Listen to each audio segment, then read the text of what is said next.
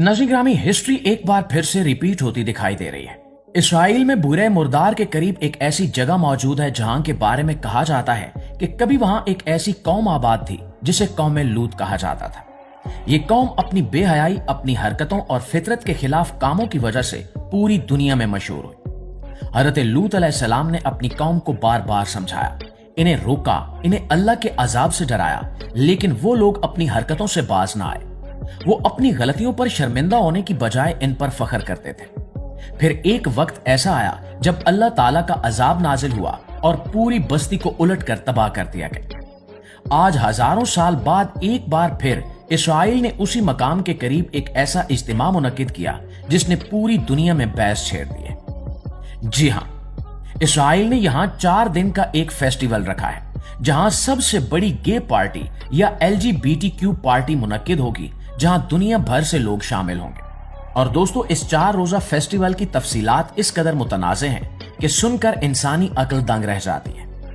बताया जा रहा है कि इन 4 दिनों में डेड सी के साहिलों पर वो तमाम काम खुले आम किए जाएंगे जो कौम लूत का खासा थे। इस फेस्टिवल में मर्द का मर्द के साथ, औरत का औरत के साथ ताल्लुक इस्तवार करना ना सिर्फ जायज होगा बल्कि इसका जश्न मनाया जाएगा।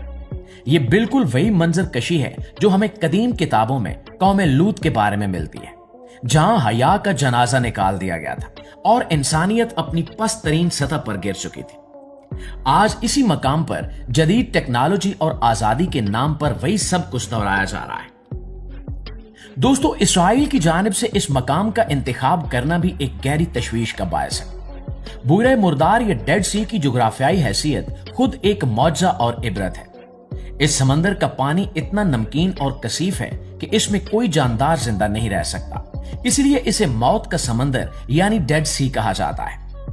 माहिरीन आसार कदीमा और मजहबी स्कॉलर्स का मानना है कि यह वही जगह है जहां सदूम और अमूरा की बस्तियां उलट दी गई थी। आज इसी मौत की बस्ती में जिंदगी के जश्न के नाम पर बेहयाई का मेला सजाना कुदरत को चैलेंज करने के मुतरादिफ महसूस होता है। मशरक़ वुस्ता जैसे खित्ते में जहां रिवायात और मजहब को इंतहाई अहमियत दी जाती है, वहां इस कदर बड़ी सतह पर ऐसी सरगर्मी का मुनक्किद होना बहुत से सवालों को जन्म दे रहा है। लोग पूछ रहे हैं कि क्या इंसान वाकई अपनी तारीख से कुछ नहीं सीखता?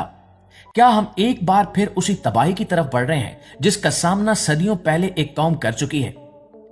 दोस्तों, इन फेस्टिवल का 1 जून से आगाज होना और 4 दिन तक मुसलसल जारी रहना इस बात की अलामत है कि अब इन चीजों को छुप कर नहीं बल्कि फख्र के साथ दुनिया के सामने पेश किया जा रहा है। बिल्कुल इसी तरह जैसे